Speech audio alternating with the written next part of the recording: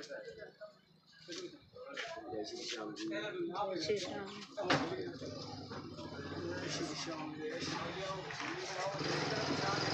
देसी का प्रसाद है ये किस चीज़ का प्रसाद है? देसी की दही।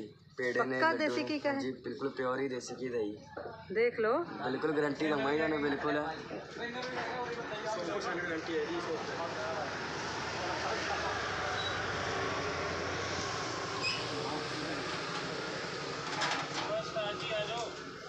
जाओ।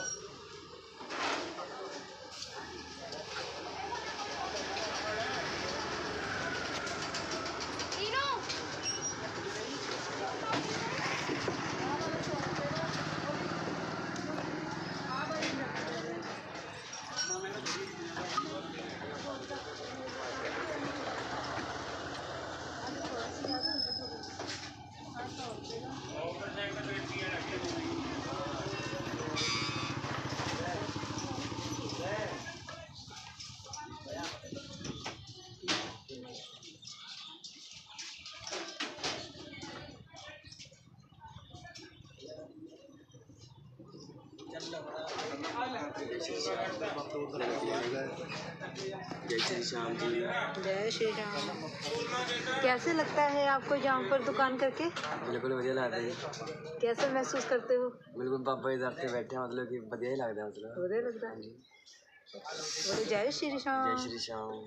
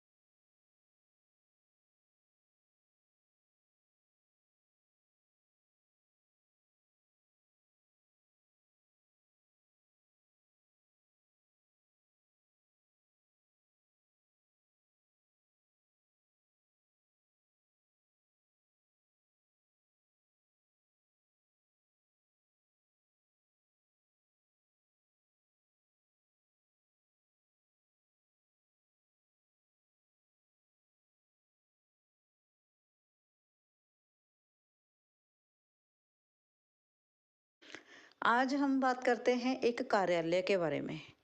कार्यालय मीन्स ऑफिस के बारे में, जहाँ के जो बॉस थे वह बहुत ही कठोर थे।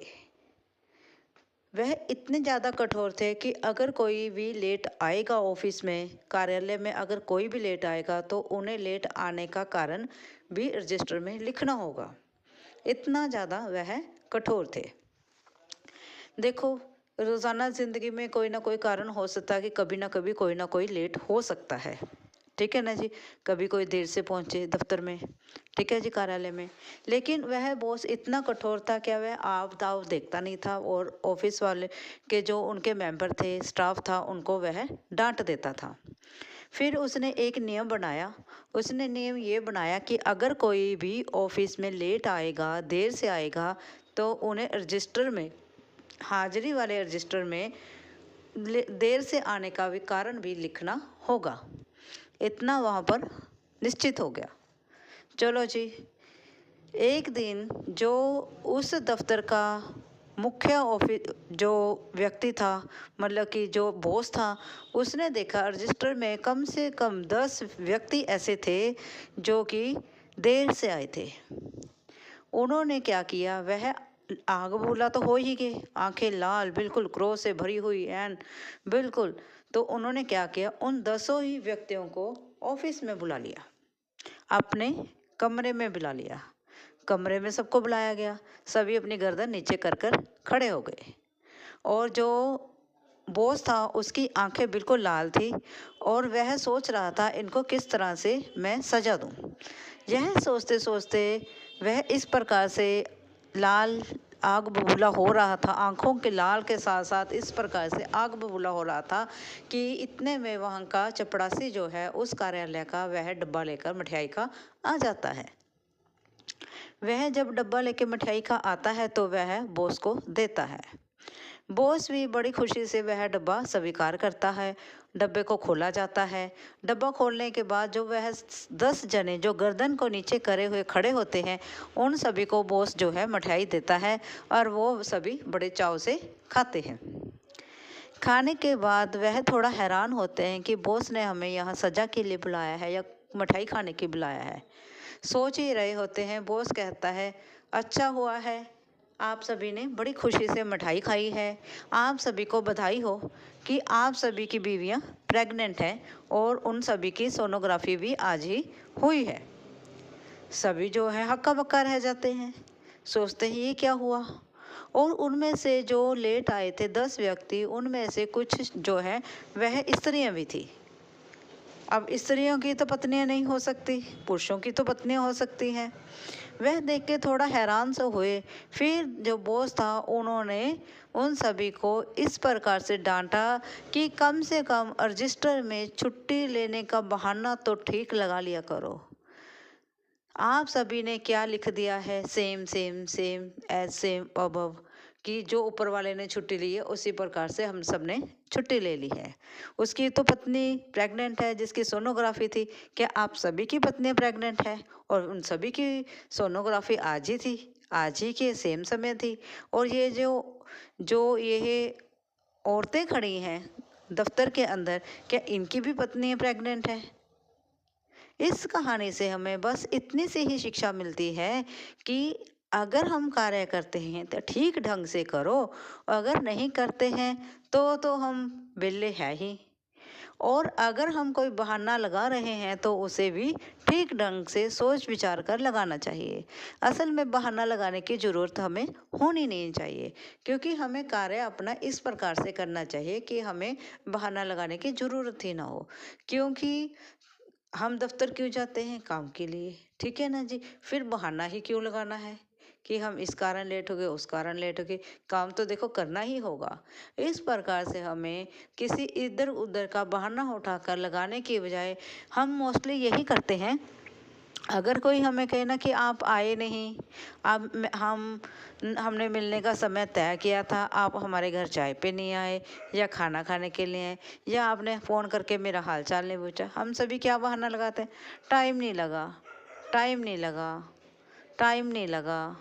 भूल गया, यही मोस्टली हम सभी का एक बहाना होता है, जिससे परे होकर हमें अपने निजी कार्यों में और ऑफिशियल कार्यों में हमें बिल्कुल एक्टिव रहना चाहिए, उस सुचारू ढंग से काम को करना चाहिए। अगर आपको यह राधे राधे जी, कैसे हैं आप सभी लोग? आप सभी लोग स्वस्थ होंगे, कुशल मंगल होंगे। आप सभी के स्वास्थ्य और कुशल मंगल की कामना मैं ईश्वर से करती हूँ कि आप सभी लोग स्वस्थ रहें और कुशल मंगल रहें। चलो आज हम बात करते हैं ईश्वर की कृपा की, उनकी करुणा की। एक व्यक्ति था जो कि अपना शारीरिक संतुलन खोने के कारण गिर जाता है और उसके ना बहुत सारी ही चोटें लग जाती हैं, और कुछ चोटें उसको इस प्रकार से लगती हैं जैसे कि उसकी हड्डी टूट जाती है, जिसके कारण वह बिस्तर पर पड़ा हुआ करला रहा होता है। अपने दुख के कारण, अपनी पीड़ा के कारण, असहनीय पीड़ा के कारण वह दुखी होता है और दर्द में वह ईश्वर को याद कर रहा होता है और कहता है, हे ईश्वर। वह अपने कठोर शब्दों में इस प्रकार से कहता है, हे ईश्वर, या तो मेरी पीड़ा ठीक कर दो या मुझे उठा लो। क्योंकि जब हम भी परेशान होते हैं इसी प्रकार से हम भगवान को कहते हैं, हे ईश्वर उठा लो मुझे, ये मेरी पीड़ा इतनी क्यों दी है, मुझे उठा लो। इस प्रकार से वह बिस्तर पर पड़ा पड़ा भगवान को याद कर रहा था। वह इस प्रकार से याद कर रहा था, उसकी आवाज़ में इतना दर्द था कि वह उस अपने दर्द के कारण वह बदहोशी में ही, बेहोशी में ही चिल्ला रहा था और ईश्वर से कह रहा था। और ईश्वर कोई रात को 2-2:30 बजे, 2:30-3 बजे या 2 या 3 के बीच में भगवान आते हैं बालक रूप लेकर, सांवले सलोने, जिनके चेहरे से तेज चमक रहा होता है, यूं उछलते कूदते हुए और वहाँ आते हैं और कहते हैं, दादा आपको दर्द हो रहा है। इस प्रकार से वह उस बुजुर्ग आदमी को बुलाते हैं और कहते हैं, उनके चारपाई के पास खड़े हो जाते हैं और फिर कहते हैं, दादाजी बताइए जरा आपको कहाँ दर्द हो रहा है। लेकिन वह अपने दर्द के कारण इतने ज़्यादा शुद्ध बुद्ध खो बैठते हैं कि उन्हें समझ में नहीं आता कि उनके साथ क्या हो रहा है। क्योंकि उनके कुल्ले की हड्डी टूट जाती है तो दर्द तो होगा ही ना। इस प्रकार से जब वह नटखट बालक उछलता कूदता उनकी चारपाई के पास आकर खड़ा होता है और अपनी बंसरी के साथ जहाँ जहाँ उनको दर्द होता है वहाँ वहाँ से उनको छूता है और उनके शरीर से टक टक की आवाज़ आती है। और फिर वह पूछता है, दादाजी अब बताओ क्या आपको दर्द हो रहा है। तब उसके दादाजी कुछ नहीं बोलते हैं, वह निद्रा में चले जाते हैं। और जब उनकी निद्रा टूटती है तब वह देखते हैं कि मेरा दर्द तो ठीक हो गया है। तब वह उनको थोड़ी शुद्ध बुद्ध आती है और वह बोलते हैं कि वह बालक कहाँ गया। वह ढूंढ रहे होते हैं कि वह बालक जो मेरे सपन में आया था, क्या वह सपन में आया था कि सच में आया था। इस प्रकार से करते करते वह जो बालक है वह देखते हैं आसपास में कोई भी नहीं होता है और वह जो है इधर उधर देखता है, कुछ नज़र नहीं आता। लेकिन वह यह महसूस करते हैं कि उनको दर्द नहीं हो रहा है, क्योंकि वह दर्द तो कृष्ण भगवान जी ने छू मंतर कर दिया है। इस प्रकार से भगवान जी उनका दर्द ठीक करने के लिए आते हैं। और लेकिन वह व्यक्ति जो है वह आवाज़ें लगा रहा है, वह बालक कहाँ है, वह बालक कहाँ है, बालक हो तो दिखेगा ना। इस प्रकार से वह बालक को आवाज़ें लगा रहे होते हैं और बालक जो है उनका दर्द जो है, दुख दर्द जो मिटाकर चले जाते हैं। इसी प्रकार ईश्वर आते हैं। कौन कहता है कि भगवान आते नहीं? कौन कहता है भगवान आते नहीं? हम मीरा के जैसे बुलाते नहीं। असल में ईश्वर आते हैं लेकिन हमें बुलाना नहीं आता। असल में भगवान आते हैं, हमारी सुनते हैं, क्योंकि वह हमारे अंग संग ही रहते हैं, क्योंकि वह हमारे भीतर रहते हैं। लेकिन हमें उन्हें करुणा से, प्रेम से, भाव से बुलाना ही नहीं आता। अगर हम उन्हें प्रेम भाव से बुलाएंगे वे तो दौड़े चले आएंगे। इस प्रकार से भगवान कृष्ण जी ने उस वृद्ध व्यक्ति पर अपनी कृपा करी और उसे दर्द से राहत दिलाई। अगर हम भी अपने प्रेम में अपनी करुणा भाव से ईश्वर को याद करते हैं तो भगवान जरूर आते हैं। एक बार अपने जीवन में ट्राई करके देखें कि भगवान आते हैं या नहीं आते हैं। मैंने तो अपने जीवन में महसूस किया है कि ईश्वर को अगर हम बुलाते हैं तो वह जरूर आते हैं। बोलो जय श्री कृष्णा, राधे राधे। अगर वीडियो अच्छी लगी हो प्लीज़ लाइक और सब्सक्राइब जरूर करें। धन्यवाद जी। राधे राधे जी। कैसे हैं आप सभी लोग? आप सभी लोग स्वस्थ होंगे, कुशल मंगल होंगे। आप सभी के स्वास्थ्य और कुशल मंगल की कामना मैं ईश्वर से करती हूँ कि आप सभी लोग स्वस्थ रहें और कुशल मंगल रहें। आज हम बात करते हैं बदलते हुए रिश्तों की, कि आज के युग में रिश्ते किस प्रकार से बदल गए हैं। एक बार एक लड़की विवाह करने के पश्चात ससुराल में जाती है। ससुराल में जाने के बाद उसके ऊपर काम का थोड़ा बोझ बढ़ जाता है। एक दिन वह रसोई घर में दूध को उबाली दे रही थी। दूध गैस पर चढ़ाया हुआ था, लेकिन उस लड़की का ध्यान कहीं और होने के कारण दूध ना जाने कब बर्तन से बाहर आ जाए, कोई पता नहीं था। लेकिन उधर से उसकी सास ने उसको आवाज़ लगाई, बेटा जरा दूध देख लेना, कहीं गैस में पड़ जाए। अचानक ही उस लड़की का ध्यान दूध की तरफ जाता है और वह दूध को उबाली देते हुए सोचती है कि कल मेरी अलमारी से 10,000 रुपये जो हैं कहीं चले गए हैं। ना जाने वह 10,000 रुपये किसने ले लिए हैं। एक तो वह नई नवेली दुल्हन थी, किसी को बोल नहीं सकती थी, किसी से पूछ नहीं सकती थी, लेकिन पैसे तो चोरी हुए हैं, पैसे तो अलमारी से कहीं गए हैं, किसी ने तो उठाए हैं। वह कुछ ना बोले। उस दिन उसकी ननान उस घर में आई हुई थी। उसने देखा कि सास और उसकी ननान दोनों माँ बेटे बैठे बातें कर रही हैं। वह अपनी जो ननान है उसकी आवभगत में लगी हुई थी। तो जब वह बहू रसोई में होती है तब उसकी सास जो है अपनी बेटी को कहती है कि बेटी ये 10,000 रुपये तुम रख लो, तुम्हारे ससुराल में काम आएंगे। लेकिन जो ननान होती है वह माँ से कहती है कि माँ ये 10,000 रुपये तुम्हारे पास कहाँ से आए हैं, क्योंकि भैया के पास तो अभी पैसों की गुंजाइश नहीं है और वह उनके कंधों पर अभी बहुत बोझ है, उन्होंने अभी बहुत से बिल चुकता करने हैं। लेकिन माँ जो है वह बेटी से कहती है, नहीं बेटी ये 10,000 तुम रख लो, क्या तुम्हारे पापा मेरे पास कुछ नहीं छोड़ के गए? मेरे पास तुम्हें देने के लिए बहुत कुछ है, तुम ये 10,000 रख लो। लेकिन वह बेटी कुछ नहीं बोलती है, 10,000 रुपये लेकर अपने पर्स में यूं ही डालती है तो वह उसकी जो चप्पल होती है वह सोफे से अटक जाती है, जिसके अटकने कारण जिसके से वह अपने रुपए जो 10,000 है सोफे के नीचे रख देती है और वह अपनी भाभी को आवाज़ लगाती है, भाभी जरा यहाँ आए। उसकी भाभी दौड़ी हुई आ जाती है, क्योंकि एक तो वह नई नवेली दुल्हन है, फिर ननान ने आवाज़ लगाई तो दौड़े दौड़े तो आना ही था। वह कहती, हाँ दीदी क्या बात हो गई? कहती, कुछ नहीं, देखो मेरी चप्पल इस सोफे से में अटक गई थी और देखो इस सोफे के नीचे 10,000 रुपये पड़े हैं। वह पैसे निकालती है और भाभी को दे देती है।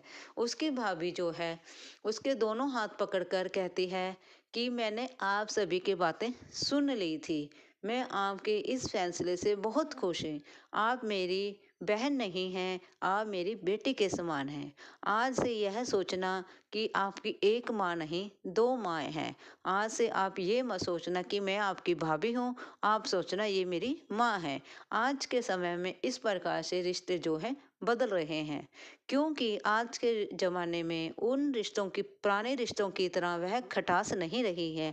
आज के रिश्ते बिल्कुल साफ सुथरे हो गए हैं। चाहते तो वह लड़की 10,000 रुपये लेके जा सकती थी, लेकिन उसे पता था कि मेरे भाई का हाथ तंग है और यह पैसे उनके हैं, इसलिए उसने ये चाल चली और भाभी को किसी न किसी ढंग से वह 10,000 रुपये उसने लौटा दिए। इस प्रकार से हमें अपने रिश्तों में प्रेम भरना होगा और विश्वास रखना होगा, और रिश्तों में जहाँ विश्वास होगा प्रेम भी वहीं होगा। प्रेम और विश्वास दो हैं, एक ही सिक्के के दो पहलू हैं। जहाँ विश्वास नहीं वहाँ प्रेम नहीं। प्रेम और विश्वास एक दूसरे के साथ ही उपजते हैं, और हमें भी अपने रिश्तों में इसी प्रकार से मिठास भरते हुए अपने जीवन को आगे बढ़ाना होगा और अपने मन के मनमुटावों को दूर करना होगा। अगर आपको यह मेरी छोटी सी लघु कथा अच्छी लगी हो, प्लीज़ लाइक और सब्सक्राइब जरूर करें और प्रेम से बोले जय श्री राम, जय श्री राम। हर हर महादेव, हर हर। हेलो माय यूट्यूब मेंबर्स, आप सभी का मेरे यूट्यूब चैनल पर आपका स्वागत है। मैंने आप सभी के लिए मेंबरशिप ऑन कर दी है। आप चाहें तो मेरी मेंबरशिप भी ले सकते हैं, और मैंने अपनी वीडियो में कुछ आर्टिकल्स के लिंक डाले हैं। आप चाहें तो मेरी पसंदीदा वह आर्टिकल्स देख सकते हैं और ख़रीद भी सकते हैं। उस लिंक पर जाएं और आर्टिकल देखें, पसंद करें और ख़रीदें। आप सभी का बहुत धन्यवाद होएगा। Thank you ji.